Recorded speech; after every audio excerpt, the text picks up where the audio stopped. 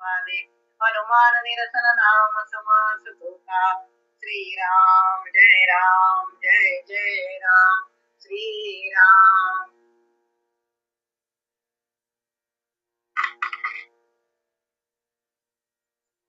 मनाच्या श्लोकांचे वाचन करणारे उदयदादा काळे, समाज वाचन करणाऱ्या शुभांगीताई सुतावणी आणि आजचे निरूपणकार आदरणीय वैद्य श्रीधरदादा देशमुख यांचे शुथरगड नगर ग्रंथराज दासबोध वाचन निरूपण समूहातर्फे आभार मानते. श्रीधरदादांना समूहातर्फे विनंती करते की त्यांनी असंच वरचेवर समूहावर येऊन मार्गदर्शन करावे. ज्यांना आपलं मत आजच्या निरूपणाविषयी मांडायचं असेल त्यांनी ते लेखी स्वरूपात समूहावर पाठवावं. निरूपणानंतर प्रत्येकाने जय जय रघुवीर समर्थ म्हणून समूहातून आपणहून बाहेर पडावे. श्रीधर दादा आपण. आदिनारायणं विष्णुं ब्रह्माणं च वसिष्ठकं श्रीरामं मारुतिं वन्दे रामदासं च श्रीधरम्.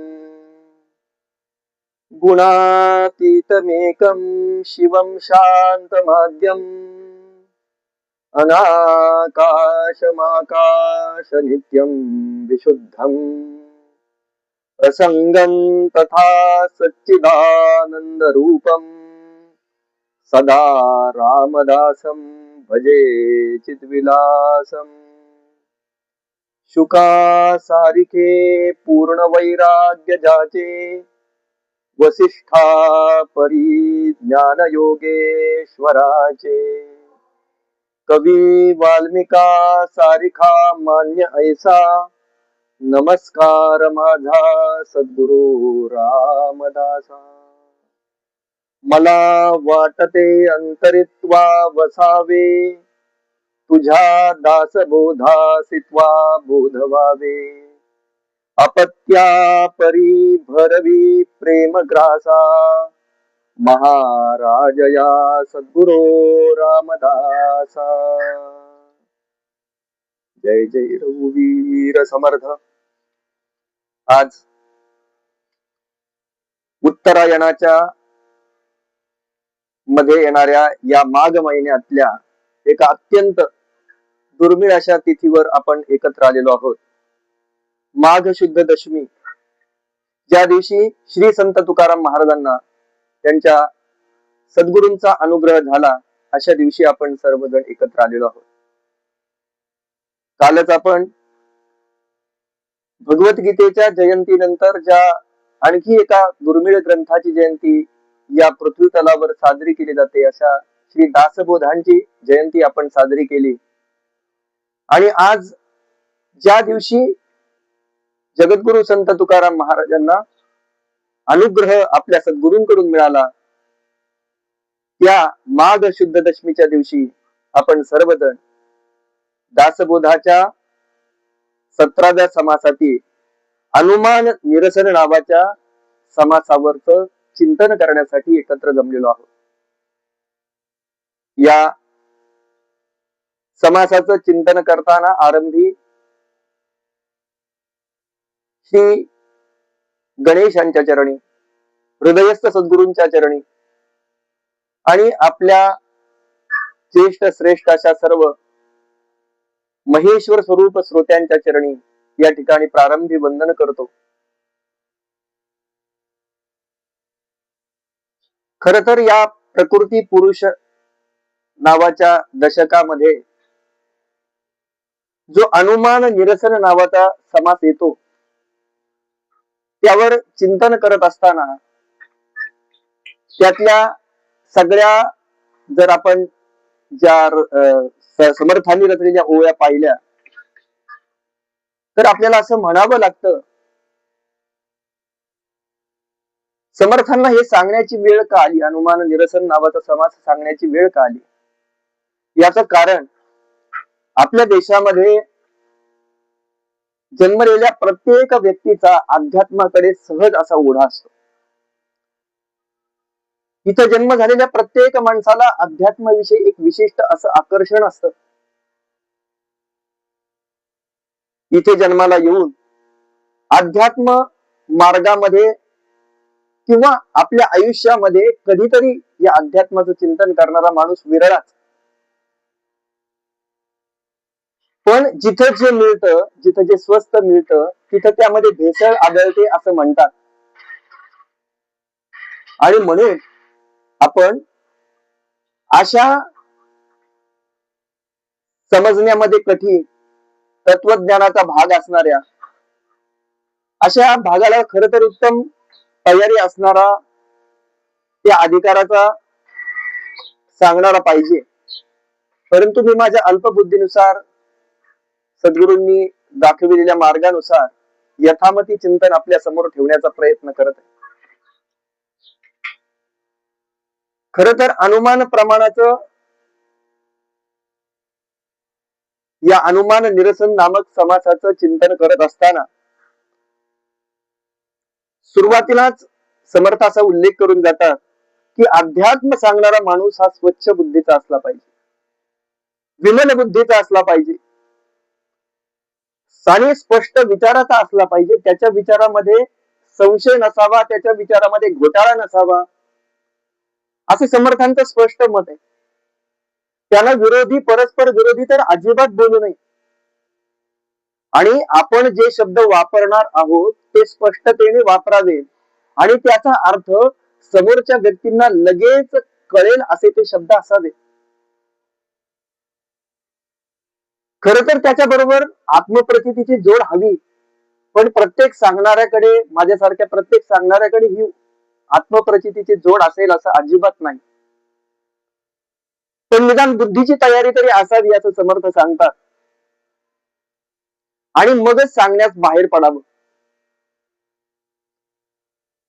केवळ आपलं वक्तृत्व चांगलं आहे, आपल्याला चांगलं बोलता येतं म्हणून एखादा अवघड तत्वज्ञानाचा विषय मांडू नये असं समर्थांचं मत आहे.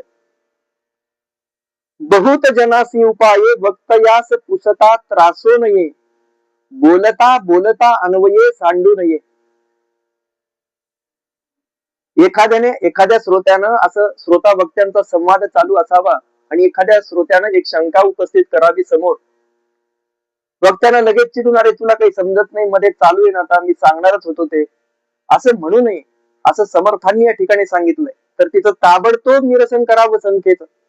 त्या शंकेला जे आपल्याला यथामती उत्तर आहे ते लगेच देण्याचा प्रयत्न करावा. आपल्याच बोलण्यानं आपल्या दुसऱ्या वक्तव्यामध्ये कुठला विरोधाभास निर्माण होणार नाही अशा प्रकारचं आपलं वक्तव्य असावं असं या ठिकाणी समर्थ रामदास स्वामी सांगतात. या समासाचा जेव्हा विचार करायला समोर घेतला तेव्हा एखादी गोष्ट समोरच्या व्यक्तीच्या गळी उतरवत असताना ती कशी उतरवावी याचं काही सांगता येईल का, हे जेव्हा विचार करायला लागलो तेव्हा एक अकबर बिरबलाची गोष्ट समोर आली. आपल्या सगळ्यांच्या पाठातली गोष्ट असावी. एकदा म्हणे अकबर राजाने तो एक छानसा पोपट विकत आणला. तो छान बोलायचा, छान पद्धतीनं त्याचं म्हणणं मांडायचा. आणि मग अकबराला त्याच्याबद्दल प्रचंड मोह निर्माण झाला. त्यानं एका व्यक्तीला त्याच्यासाठी नेमणूक केली. त्याला सांगितलं की हा पोपट आता तू सांभाळायचा आहे, याची पाहिजे ती काळजी घ्यायची, किती खर्च होऊ दे, त्याला खायला प्यायला काही कमी करायचं नाही, पण या पोपटाची एवढी काळजी घ्यायची, त्याच्या जीविताचं रक्षण करायचं. आणि जर का तो पोपट मेला तर तुझं काही खरं नाही, आणि जर जो सांगायला येईल त्याचं पण काही खरं नाही. असं त्या नोकराला बजावलं आणि त्याला घरी पाठवून दिलं. तो घरी पाठवून दिल्यानंतर त्या पोपटाचा सांभाळ त्या व्यक्तीने सुरू केला. हळूहळू त्या पोपटाच्या निगेमध्ये तो एवढा तल्लीन झाला, रममान झाला की त्याला पोपटाशिवाय दुसरं काही दिसायचंच नाही. सकाळी आपली अन्निक उरकली की रोज तो पोपटाची काळजी घेण्यासाठी त्याला हवं नको ते पाहायचा, त्याच्याशी रोज त्याच्यापाशी बसायचा, असं सगळं करायचं. यथाशक्ती त्यांनी सगळी काळजी घेतली. पण एक दिवस, जसं हे जगाचं रहाट गाडगं ठरलेलं आहे की आलेल्याला एकदा जावंच लागणार आहे, तसं त्या नियमाप्रमाणे तो पोपटही एक दिवस मेला आणि तो नोकर प्रचंड घाबरला. त्याला वाटलं अकबराच्या समोर आता ही गोष्ट जाऊन कशी सांगायची. त्याला खूप भीती वाटायला लागली. त्यानं पण अंथरून धरलं एक दिवसात, कसं आता याला सांगायला जायचंय. आणि मग याच्यातनं कोण आपली सुटका करू शकेल म्हणून त्यानं बिरबलाकडे मदतीची याचना केली. आणि बिरबल जेव्हा येतात, सत्य परिस्थिती जाणून घेतात, तेव्हा बिरबल त्या नोकराला धीर देतात की बाबा तू काही काळजी करू नकोस, मी बघून घेईन कसं अकबरांना कसं कन्व्हिन्स करायचं, त्यांच्यापर्यंत ही गोष्ट कशी पोहोचवायची हे माझं मी बघून घेईन, तू काही काळजी करू नकोस. आणि म्हणून बिरबल अकबराकडे जातात. एक 2-4 वाक्य त्यांची बोलून होतात आणि बिरबल एक महाराज आपण आणलेला पोपट एवढं बोलतात आणि ते वाक्य अर्ध सोडून देतात आणि पुढचं बोलायला लागतात. महाराजांना वाटतं आता पोपटाविषयी बोलत होते, बिरबल आता बोलत होता आणि आता काय झालं त्याला लगेच मूळ विषयाला अकबरांनी हात घातला की अरे बिरबला तो आता पोपटाविषयी काहीतरी सांगत होता. तो म्हणे काही नाही महाराज, तुमचा पोपट त्याच्या पिंजऱ्यामध्ये थोडासा असा झोपून त्याचे डोळे असे वर ताणलेले आहेत, तो आकाशामध्ये एकटच बघतोय, त्यानं श्वास आपला बंद करून ठेवला योग्याप्रमाणे एखाद्या, आणि तो जमिनीवर निश्चित त्या पिंजऱ्यामध्ये निश्चित पडलेला आहे, त्यानं ध्यान लावलेलं आहे. त्याला काय झालं काही समजत नाही. एवढा वेळ तो समाधीत कसा गेला ते मला सांगता येणार नाही, पण महाराज एकदा आपण चलावं. अकबराला थोडा संशय येतो आणि अकबर लगेच त्याच्या बरोबर जायला निघतो. तिथं गेल्यानंतर तो पाहतो, पोपटाकडे पाहतो आणि बिरबलाला म्हणतो अरे हा तर मेलाय. आणि हे वाक्य जेव्हा बादशाहच्या तोंडातनं पडतं बाहेर, त्यानंतर लगेच अकबर बादशाह म्हणतो की याला सांभाळणाऱ्या नोकराला आता मृत्यूदंडच मी ठोठावणार आहे. बिरबल त्या बादशाहांना थांबवतो आणि सांगतो की आपण दुसरंही एक म्हटला होता, जे आपल्याला हा पोपट मेला आहे म्हणून सांगेल त्यालाही आपण मृत्यूदंडाची शिक्षा देणार होता. हे जेव्हा बिरबलाकडून ऐकतो तेव्हा बादशाला खऱ्या परिस्थितीचं ज्ञान होतं आणि बिरबलांनी ही आपल्यापर्यंत पोपट मेला आहे असं का सांगितलं नाही, ते कुठल्या भाषेत सांगितलं हे अकबराच्या लगेच लक्षात येतं आणि तो त्या नोकराची शिक्षा माफ करतो. म्हणून या अनुमान प्रमाणाचा, अनुमान निरसन नावाच्या समासाचा विचार करत असताना आपलं म्हणणं आपण समाजापुढे कसं मांडावं, लोकांच्या पुढे कसं मांडावं, ते मांडत असताना सर्वेशाम अविरोधेन अशा प्रकारे ते कसं असेल आणि सगळ्यांना रुचेल, सगळ्यांना भावेल अशा पद्धतीनं यल्लोक हितमत्यंतम एतत् सत्यम मतम मम या न्यायानं ते सत्य कसं असेल किंवा अत्यंत लोकहितकारी कसं असेल या पद्धतीनं ते लोकांच्या समोर मांडावं, असाच या अनुमान निरसन समासाच्या मागचा समर्थांचा उद्देश आपल्याला दिसून येतो. पुढे धरता मागे पेचला, मागे धरता पुढे उडाला, ऐसा सापडतची गेला ठाई ठाई. एखाद्या वक्त्यानं भाषण करायला लागतो, भाषण करता करता एखादा मुद्दा मांडतो, तो मुद्दा मांडल्यानंतर काही वाक्य जातात, काही दृष्टांत जातात, नंतर दुसरा मुद्दा त्या वक्त्याकडून मांडला जातो जो आपल्या पहिल्या मुद्द्याला छेद देणारा असतो. आणि मग तशा विधानावर जर आक्षेप घेतला तर समोरच्या व्यक्तीला आक्षेप, जेव्हा श्रोत्याला असं वाटतं की या वक्त्याच्या बोलण्यामध्ये काहीतरी परस्पर विरोधीपणा आहे असं वाटायला लागतं, तेव्हा त्या वक्त्याच्या बोलण्याला काही अर्थ राहत नाही. म्हणून पोहणाराची गुचक्या खातो, जनास कैसा काढू पाहतो, आशय लोकांचा राहतो ठाई ठाई. हा दृष्टांत समर्थांनी समोर दिला की एखाद्या माणसाने म्हणावं चल तुला पोहायला शिकवतो, आणि पोहायला शिकायला त्यांनी एखाद्या मुलाला नेलं आणि तिथे नेल्यानंतर जर तो मुलगा त्या पोहणाऱ्याच पाहायला लागला आणि तो शिकवणारच गटांगळ्या खायला लागला तर तो त्याच्याकडे शिकेल का? नाही शिकणार. त्याला माहिती जो माणूस स्वतःलाच वाचू शकत नाही तो मला काय पोहायचं शिकवणार. म्हणून या सगळ्या गोष्टी लक्षात घेतल्या पाहिजे. एकदा म्हणे एका प्रवचनकारांना एका ठिकाणी मूर्ती स्थापना होती आणि त्या मूर्ती स्थापनेच्या निमित्तानं त्यांचं प्रवचन तिथं ठेवलं. त्यांनी प्रवचन तिथं ठेवलं, म्हणे देवळाच्या समोर प्रवचन ठेवलं, सगळी लोक जमली, मूर्तीची स्थापना नुकतीच झाली होती. देवाची मूर्ती प्रसन्न दिसत होती. मूर्ती स्थापनेनंतर आलेलं तेज त्या मूर्तीच्या ठिकाणी होतं. सगळी लोक शांतपणाने प्रवचनकाराच्या समोर बसलेली होती आणि प्रवचनकारांनी प्रवचनाच्या विषयाला सुरुवात केली. त्यांनी प्रवचनाचा विषय मांडला, देवाचं स्थान हे देवाऱ्यात किंवा देवळात नसून ते मनुष्याच्या हृदयामध्ये आहे, अशा प्रकारचा विषय अत्यंत गोड पद्धतीनं मांडला.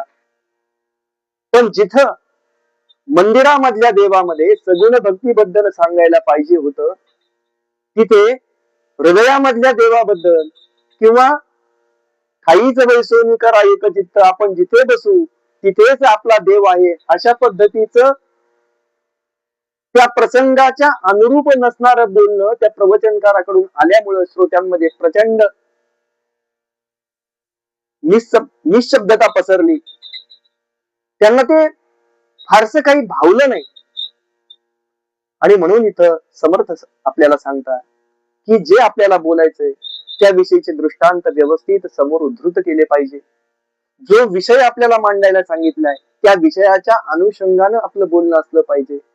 आणि म्हणून अभ्यासोनी प्रगटावं असं समर्थांचं नेहमीच आपल्याला सांगणं आहे. जे जे सूक्ष्म नामे घ्यावे त्याचे रूप बिंबवून द्यावे, तरीच वक्ता म्हणावे विचारवंत. इथं उत्तम अशा वक्त्याचं लक्षण समर्थांनी सांगितलंय. ज्या ज्या सूक्ष्म तत्वांचं नाव घ्यावं त्याचं स्वरूप स्वच्छपणानं श्रोत्यांच्या समोर आपण समजावून सांगितलं पाहिजे. एखादा सिद्धांत आपण जर समोर सांगितला तर तो सिद्धांत आपल्याला सगळ्या श्रोत्यांच्या समोर व्यवस्थितपणानं पटवून देता आला पाहिजे. आणि असं केलं तरच अशा वक्त्याला विचारवंत म्हटलं जातं, असं समर्थ इथे सांगतात.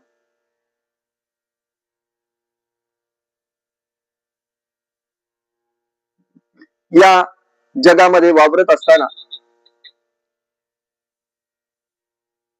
मनुष्यानं आपण आपला जन्म का झाला, कशासाठी झाला, कशामुळे झाला हे समजून घेण्याची जिज्ञासा प्रत्येकामध्ये असते.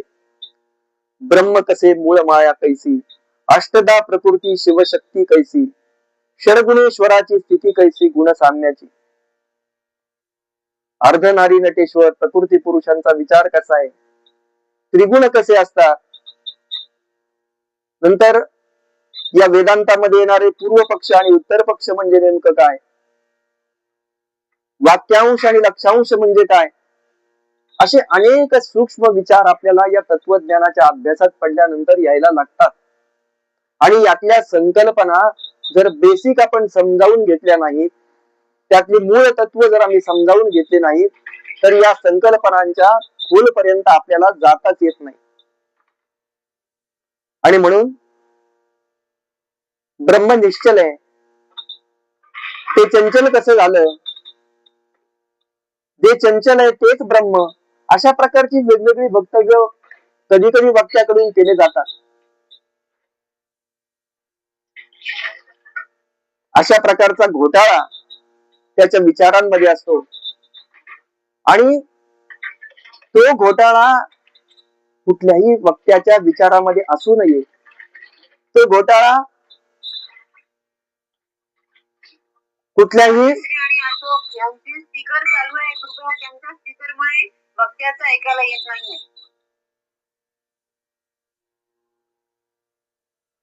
आणि अशा पद्धतीनं वेगवेगळ्या प्रकारची विरोधी वक्तव्य केली जातात. यासाठी साधकानं पहिल्यांदा तत्वज्ञानातली छोटी छोटी अशा प्रकारची जी मूळ तत्व आहेत, बेसिक तत्व आहेत, ती समजावून घेतली पाहिजेत, ती आपल्या ठाई उजवली पाहिजे आणि मगच एखाद्या ठिकाणी गेलं पाहिजे. एखाद्या ठिकाणी त्याच्यावर अधिकारवाणीनं भाष्य केलं पाहिजे. मग ऐकावं कुणाचं, एखादा व्यक्ती आत्मज्ञानी आहे का नाही, हा आत्मज्ञानी कसा ओळखावा, तो कशा पद्धतीनं आपण ओळखावा, याचं साधारण मार्गदर्शन आपल्याला शास्त्रातनं मिळतं. रजस्तमोभ्याम निर्मुक्ता तपो ज्ञान बलेन ये येशान त्रिकाल ममलम ज्ञानम अव्याहतम सदा.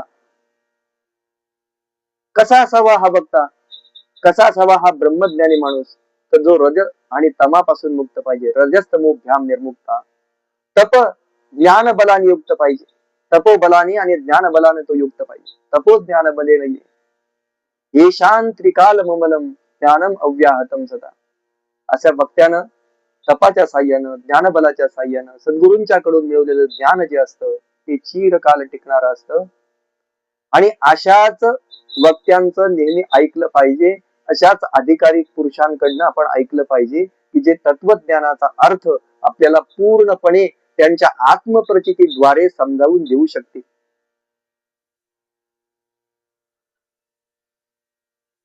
आणि अशा पद्धतीनं जर हा शुद्ध विमल आचरणाचा ब्रह्म जाणणारा व्यक्ती तयार व्हायचा असेल, तर अनेक जन्म नीती धर्मानं वागून उपासना केल्यानंतर माणूस आत्मज्ञानाचा अधिकारी बनतो आणि त्याचं अंतःकरण निर्मळ आणि विशुद्ध असत.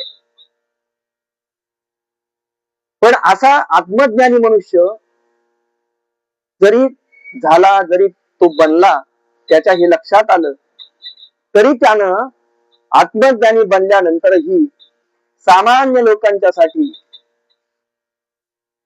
आपलं आचरण त्याला जरी आवश्यक नसलं, त्याच्या दृष्टीने जरी आवश्यक नसलं, तरी सामान्य लोकांच्या दृष्टीने ते आवश्यक अशा प्रकारचं ठेवावं. जसं आपण नेहमी भगवद्गीतेतला तो श्लोक वाचत असतो की यद्यद आचरती श्रेष्ठ तत्तद एवेतरो जनः स यत् प्रमाणं कुरुते लोकस्तगनु वर्तते.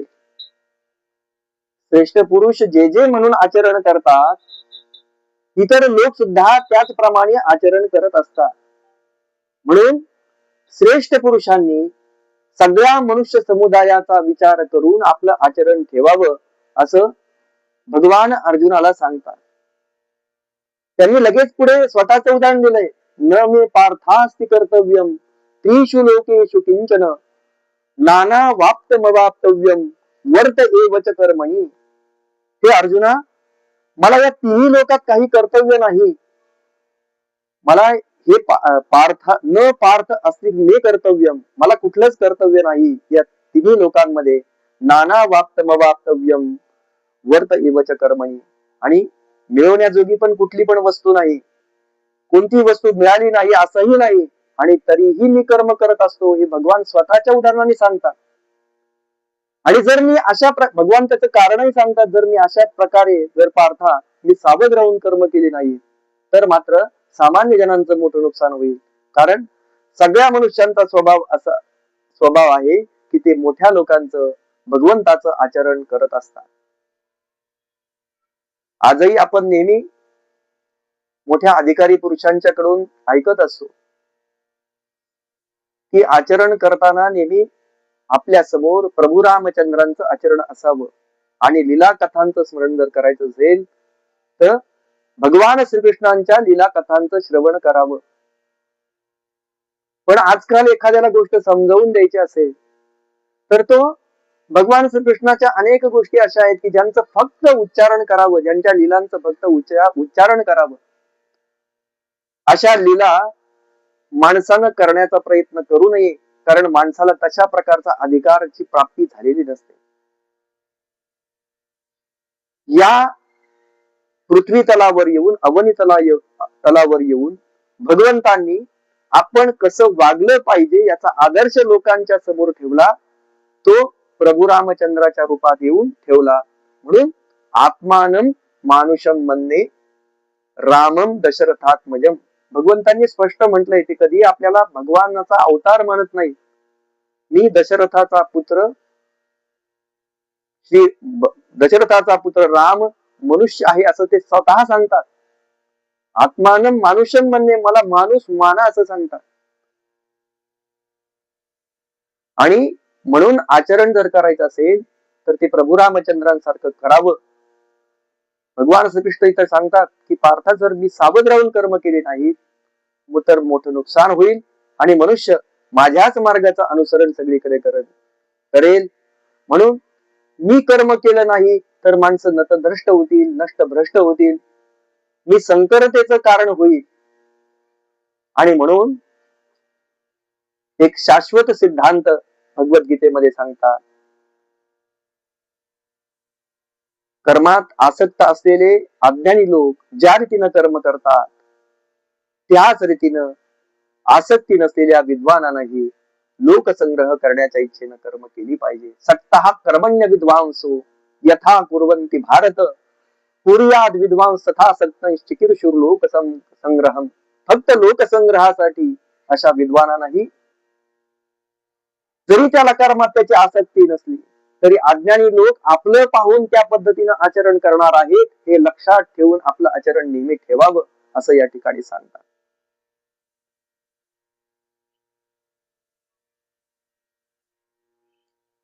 या अनुमान निरसन समासामध्ये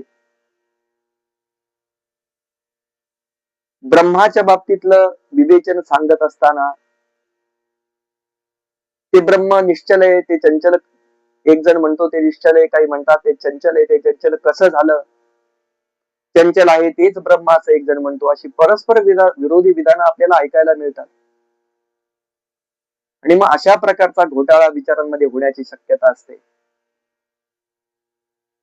जर मनुष्यानं नीट अभ्यास केलेला नसला, सद्गुरूंच्या जवळ जाऊन स्वाध्याय केलेला नसला तर त्याला या संकल्पनांचे अर्थ समजावून सांगता येत नाहीत, लोकांच्या समोर मांडता येत नाहीत. चुकीच्या शास्त्रवचनांचा, विधानांचा आधार तो दाखवतो. आणि म्हणून पण स्वतःला ज्ञाता म्हणवण्यामध्ये माणसाला मोठे पण असतं. मनुष्य स्वभावच आहे की मी जास्त शास्त्र शिकलेलो आहे, मी अनेक शास्त्रांचं वाचन केलंय, मला अनेक गोष्टी आत्मसात आहेत, हे सांगण्याकडे माणसाची स्वाभाविक प्रवृत्ती असते. अगदी आमच्या वैद्यांच्या बाबतीतलंच उदाहरण यामध्ये आलेलं आहे की वैद्य मात्रेची स्तुती करी, मात्रा गुण काहीच न करी, प्रचिती विण तैसी परी ज्ञानाची झाली. एखाद्या वैद्यानं सांगावं की माझा फार गुण येतो, माझ्याकडे तुम्ही ट्रीटमेंटला या, माझ्याकडे चिकित्सेला या, आणि चिकित्सेला आल्यानंतर त्याने दिलेल्या औषधानं मात्र काडीचा पण जर फरक पडत नसला तर लोक त्यांच्याकडे येतील कसं? तसं सगळ्या गोष्टींचा प्रत्यक्ष प्रत्यय आल्याशिवाय, त्याची आत्मप्रचिती आल्याशिवाय त्या आपल्याला लोकांच्या समोर मांडणं शक्य होत नाही. म्हणून समर्थ इथे सांगतात, जेथे नाही सारासार तेथे अवघा अंधकार, नाना परीक्षेचा विचार राहिला तेथे. जिथं सारासार विचाराचा अभाव आहे त्या ठिकाणी सगळीकडे अज्ञानाचा अंधकार असतो. अशा माणसाला निर्णय परीक्षा करून ज्ञान प्राप्त करून घ्यावं लागतं, हा विचार सुचत नाही. अनेक एखादं व्यासपीठ असावं, तिथं अनेक लोक बसलेले, आपल्यापेक्षा ज्ञानानं श्रेष्ठ अनेक माणसं तिथं.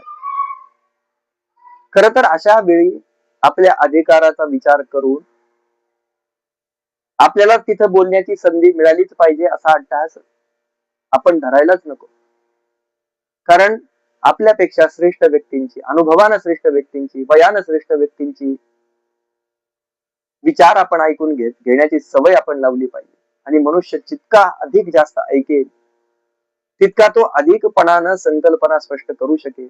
म्हणून जो बहुश्रुत असेल त्यानं तो एक चांगला वक्ता पण होऊ शकतो.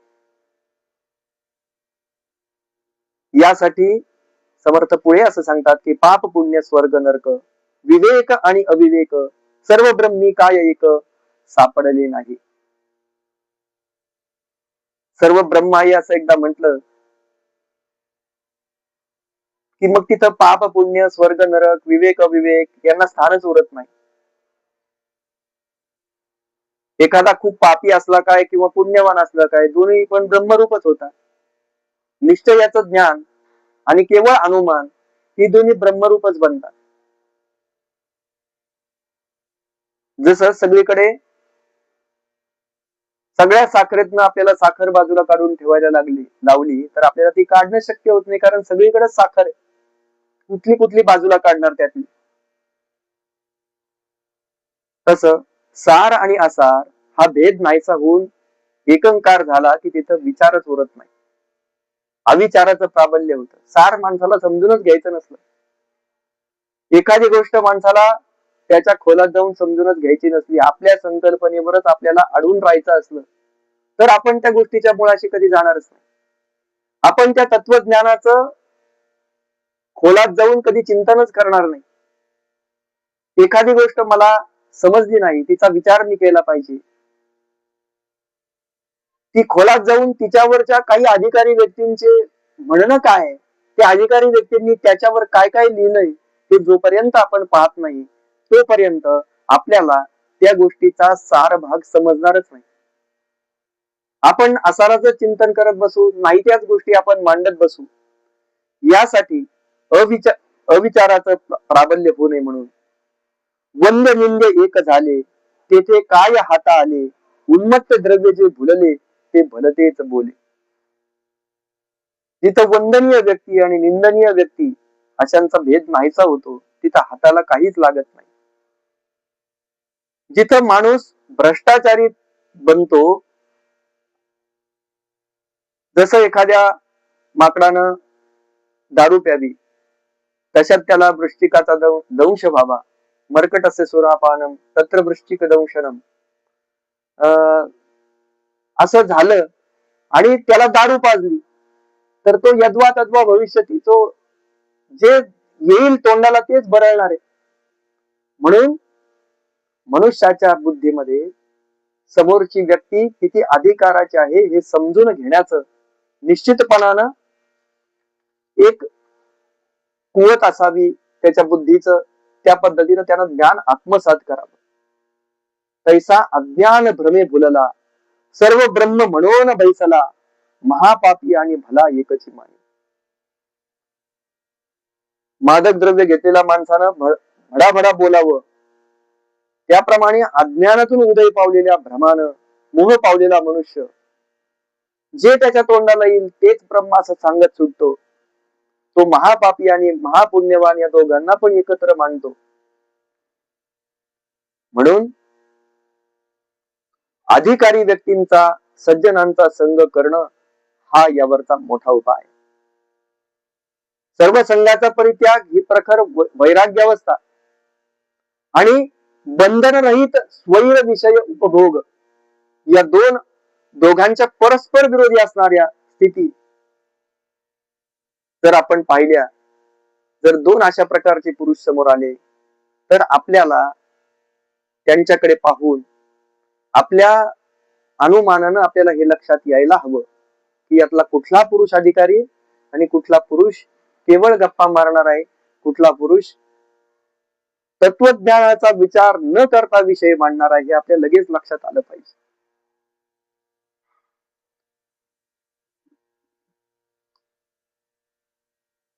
प्रत्यय ज्ञाता सावधान, त्याचे ऐकावे निरूपण, आत्मसाक्षात्काराची खूण तत्काळ बाणी.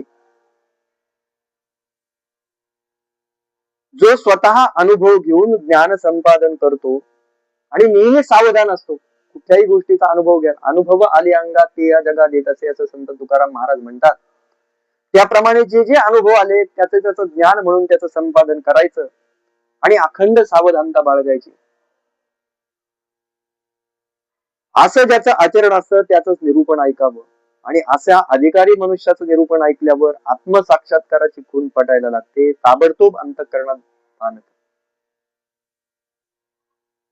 जसं आज आपण पाहतो व्यवहारामध्ये, शिक्षण क्षेत्रामध्ये पाहतो, एखादा कॉपी करून पुढे अनेक प्रकारचे प्रकार करून वशिल्यानं शिक्षक झालेल्या मनुष्याला जसं विद्यार्थ्यांसमोर त्यानं धडा एखादा शिकवला तर समोरच्या विद्यार्थ्यांमधील काही हुशार विद्यार्थ्यांचा अपवाद सोडला तर सगळ्यांना तो समजेल असं नाही. पण एखाद्या हाडाच्या शिक्षकानं एखादी कविता शिकवावी, एखादा धडा शिकवावा, एखादी संकल्पना समजावून सांगावी, आणि सगळ्या समोरच्या विद्यार्थ्यांना अगदी शेवटातला सगळ्यात बॅक बेंचर्स ज्याला आपण म्हणतो, सगळ्यात शेवटच्या बेंचवर बसणाऱ्या विद्यार्थ्याला तो विषय सहजपणाने आकलन व्हावा, अशा पद्धतीनं या दोन्ही बाजू इथं आहेत. स्वतः अनुभव घेऊन ज्ञान संपादन करणारा मनुष्य एका बाजूला आणि केवळ पुस्तकी काही गोष्टी आत्मसात करून किंवा समोर ठेवून किंवा पाहून त्या मांडणं, त्या समोरच्याला सांगणं, त्यात प्रचितीचा अजिबात भाग नसणं हा विषय वेगळा. या दोन्ही मध्ये जसा भेग आहे तसं निरूपण जर ऐकायचं असेल, समजावून सांगणं जर ऐकायचं असेल तर ती अशा अधिकारी पुरुषांकडून ऐकावं की ज्याचं त्यानं स्वतः अनुभव घेतलेला आहे. माझ्यासारख्या सामान्य माणसाचं, ज्याला कुठल्याच गोष्टीची प्रचिती नाही, ज्याला कुठला अनुभव नाही, त्याचं ऐकणं हे फक्त पुस्तकी ज्ञानाच्या आधारावर आधारलेलं आहे.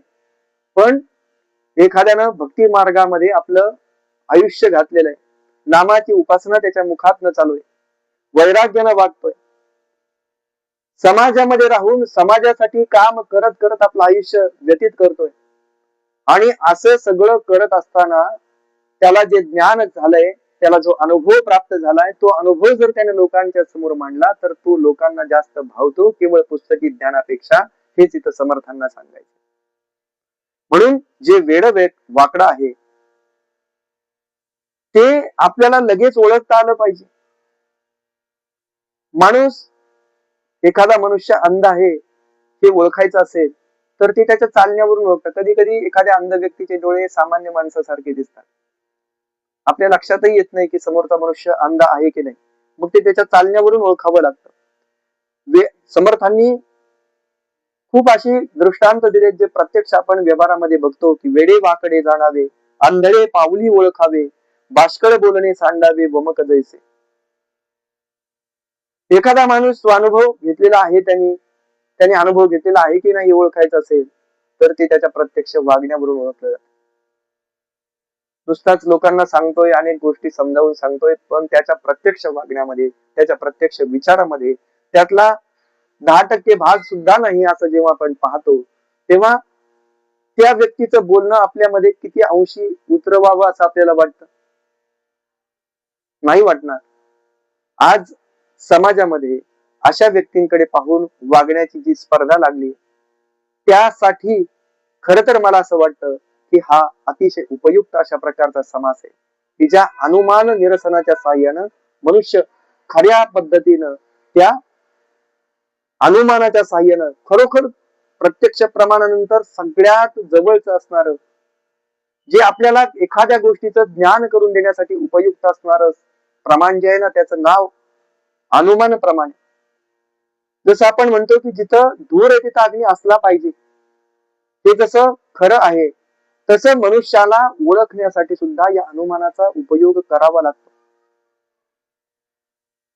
हे अनुमान लिंग आणि म्हणजे एखादी ती वस्तू, ती चिन्हांकित वस्तू यांच्यातील नित्य संबंधाच्या ज्ञानावर आधारलेलं हे अनुमान. एखादा लिंग असेल, एखादी वस्तू असेल, त्या वस्तू आणि त्या वस्तूची ओळख करून देणारे काही चिन्ह की ज्याला या प्रमाणाच्या भाषेत लिंगी असं म्हटलं जातं. लिंग आणि लिंगी, चिन्ह आणि चिन्हांकित वस्तू यांच्यातला जो नित्य संबंध आहे त्याच्या आधारावर आधारलेलं जे प्रमाण आहे त्याला हे अनुमान प्रमाण म्हटलं जातं. स्वतःला समजून घ्यायचं असेल तर त्याला स्वार्थ अनुमान असं म्हणतात, आणि दुसऱ्याला समजावून सांगायचं असेल तर त्याला परार्थानुमान असं म्हटलं जातं. म्हणून दुसऱ्याला समजावून सांगताना त्याच्या मागच्या सगळ्या गोष्टी, आपल्याला आधार देणाऱ्या गोष्टी समजावून सांगाव्या लागतात की त्याच्यामध्ये पक्ष कोणता आहे, त्याच्यामध्ये हेतू कुठला आहे, प्रतिज्ञा कुठली, उदाहरण कुठलं आहे, उपनय कुठला आहे, निगमन कुठलं आहे, त्याच्यासारखं उदाहरण कुठलं आहे, हे सगळं आपल्याला समजावून सांगावं लागतं आणि मगच ते मनुष्याला पडतं. आणि म्हणून अशा अनुमान प्रमाणाचा उपयोग व्यवहारामध्ये करून मनुष्यानं अभ्यासाच्या योगानं लोकांच्या समोर प्रगटलं पाहिजे. अगदी मनाच्या श्लोकात जरी आपण पाहिलं तरी मनाच्या श्लोकात पण असं काही कूट प्रश्न आणि त्याच्या उत्तराचे मनाचे श्लोक आले की वसे हृदयी देवतो कोण कैसा पुसे आदरे साधकू प्रश्न ऐसा देहे टाकिता देव कोठे राहतो परी मागुता ठाव कोठे पाहतो. साधक आदरपूर्वक असा प्रश्न विचारतो की हृदयामध्ये देव राहतो तो कोण आहे कसा आहे, देह सोडल्यावर तो देव कुठं जातो, तो नंतर कुठं जन्म घेतो, असे अनेक प्रश्न मनुष्याला पडत असतात. जी प्रश्नांची मालिका मनाच्या श्लोकाद्वारे समर्थांनी उभी केली. वसे हृदयी देवतो जाण ऐसा नभाचे परी व्यापकू जाणत ऐसा सदा संचला येत ना जात काही तया विन कोठे रिता ठाव नाही. हृदयामध्ये जर देव राहतो तर तो आकाशाप्रमाणे सर्व ठिकाणी व्यापून आहे, तो निरंतर सगळीकडे भरलेला आहे आणि त्याच्या वाचून कोणतीही जागा रिकामी नाही, अर्थात त्याला कुठेही येणं जाणं नाही. असे अनेक अनुमानानं जाणता येण्यासारखी मनाची श्लोक आहे. त्याची रचना पण या कूट प्रश्न आणि त्याच्या उत्तराच्या माध्यमातून समर्थांनी केलेली. या अनुमान निरसनाचा जेव्हा आपण विचार करायला जातो तेव्हा त्याच्या बरोबर या सगळ्याचा जर आपण अभ्यास केला तर या अनुमान निरसन समास आपल्याला केवळ काहीतरी समर्थांनी आपल्याला सांगितलंय मध्ये या प्रकृती पुरुषाच्या समासामध्ये काहीतरी सांगायला पाहिजे म्हणून समर्थांचा हा समास आलाय असं आपण त्याच्याबद्दल चिंतन न करता किंवा चिंतनासाठी फार अवघड आहे किंवा याच्या बाबतीत सांगता येण्यासारखंच काही नाही असं चिंतन न करता त्याच्यामध्ये आपण आणखी खोल गेलं पाहिजे. आणि प्रत्येक वेळी आपण जेव्हा याचा विचार करायला लागू तेव्हा त्या प्रत्येकाच्या वेळी विचार करत असताना आपल्याला याचं वेगळं उत्तर सापडणार आहे. प्रत्येक प्रश्नाच्या वेळी आपण कशा पद्धतीने अनुमान केलं पाहिजे, कुठल्या पद्धतीने आपण गेलं पाहिजे हे आपल्या बुद्धीला समजणार. आणि म्हणून आज आपल्या या सगळ्या समूहामध्ये दासबोधाची 6 आवर्तन झाली असली तरी प्रत्येक वेळेला प्रत्येक समासाचा अनुमानानं आपल्याला समजलेला अर्थ जो आहे तो प्रत्येक वेळेचा अर्थ वेगळा आहे. त्या प्रत्येक अर्थाचं चिंतन आपण नेहमी जर करायला लागलो तर या प्रत्येक चिंतनातनं आपल्याला या दासबोधातनं असे काही सिद्धांत मिळतील, असे काही जीवन जगण्याचे उपाय मिळतील की ज्या योगे आम्ही या साधकत्वाची प्राप्ती सहज रीतीने करून घेऊ शकतो. या श्रीमद दासबोधाचा जर आपण विचार केला तर गीता जशी चिरंतन आहे, ती जशी नित्य नूतन वाटते, तसं या दासबोधामध्येही नित्य नूतनत्व आहे. या ठिकाणी असणाऱ्या भक्ती शक्ती, मनाच्या शक्ती या सगळ्यांचा जो संगम, सुरेख संगम समर्थांनी या ठिकाणी करून दाखवलाय तो अगदी आपल्याला आजच्या भाषेत आणि आजच्या भाषेत आपल्याला कुणीतरी मोठा माणूस, कुणीतरी आप्त व्यक्ती आम्हाला समजावून सांगतोय अशा पद्धतीचा तो उपदेश आमच्या मनाचा ठाव घेणारा, आमच्या हृदयाचा ठाव घेणारा, आमच्या बुद्धीचा ठाव घेणारा अशा प्रकारचा तो उपदेश. त्या अनुमानाच्या साह्यानं आम्ही वेळोवेळी या सगळ्या गोष्टी जाणून जर घेतल्या तर आम्हाला या दासबोधामध्ये आणखी आत जाता येईल. आणि या माघ शुद्ध दशमीच्या दिवशी, या दिवशी श्री तुकाराम महाराजांना या जीवनातलं मोठं तत्वज्ञान गवसलं. बाबाजी चैतन्यांनी रामकृष्ण हरी हा एक साधा मंत्र त्यांना दिला की जो गुरुमंत्र आज आपण इतरांपुढे उघडा करायलाही आपल्या गुरूंनी मनाई केलेली असते, तो मंत्र त्यांनी सगळ्या जगाला सांगितला, रामकृष्ण हरी मंत्र सांगितला. या रामकृष्ण हरी मंत्राच्या चिंतनाच्या साह्यानं मनुष्याला आपल्या जीवनामध्ये परमोच्च पदाची प्राप्ती करून घेता येतील हे श्री तुकाराम महाराजांनी आपल्याला आजच्या या दिवशी सांगितलं. माघ शुद्ध दशमी पाहुनी गुरुवार केला अंगीकार तुका म्हणे, ज्या दिवशी श्री तुकाराम महाराजांनी सद्गुरूंचा अंगीकार केला, त्यांना पडलेल्या स्वप्नातनं बाबाजी चैतन्यांनी त्यांच्या पुढे जो रामकृष्ण हरी मंत्र दिला, तो मंत्र सगळ्यांच्या कल्याणार्थ त्यांनी आज सगळ्या जगापुढे ठेवला. त्याप्रमाणे समर्थांनी आपला हा दासबोध सगळ्या लोकांच्या समोर अनुमानाच्या साह्यानं त्याचा योग्य पद्धतीनं आपल्या बुद्धीला, आपल्या जीवनाला उपयोगी असा अर्थ, नित्य नूतन अर्थ काढत त्याचा विचार करत, त्याचा खोलवर विचार करत, त्याचा आपल्या अंतःकरणावर परिणाम करून घेत आणि त्याचा आपल्या प्रत्यक्ष कृतीवर परिणाम करून घेत आपल्या जीवनाचा आपण सार्थक करून घेतलं पाहिजे. अशा पद्धतीचा हा अनुमान निरसन नावाचा समास या ठिकाणी समर्थांनी सांगितला. तो समर्थांनी सांगितल्याचा उद्देश कदाचित आणखी खूप मोठा असेल, पण माझ्या अल्पबुद्धीला जे या ठिकाणी सांगावंसं वाटलं, जे या ठिकाणी समजलं, ते या ठिकाणी सद्गुरु कृपेनं मी आपल्या समोर ठेवलं आणि आपल्या सगळ्यांच्या चरणावर हे पुष्प या ठिकाणी समर्पित करतो. कायेन वाचा मनसेंद्रियर्वा बुद्ध्यात्मना वा प्रकृती स्वभावान् करोमि यद्यत् सकलं परस्मै नारायणायेति समर्पयामि. अच्युतं केशवं रामनारायणं कृष्ण दामोदरं वासुदेवं हरिं श्रीधरं माधवं गोपिका वल्लभं जानकी नायकं रामचन्द्रं भजे. हरे राम राम राम हरे हरे, हरे कृष्ण कृष्ण कृष्ण हरे हरे. जय जय रघुवीर समर्थ.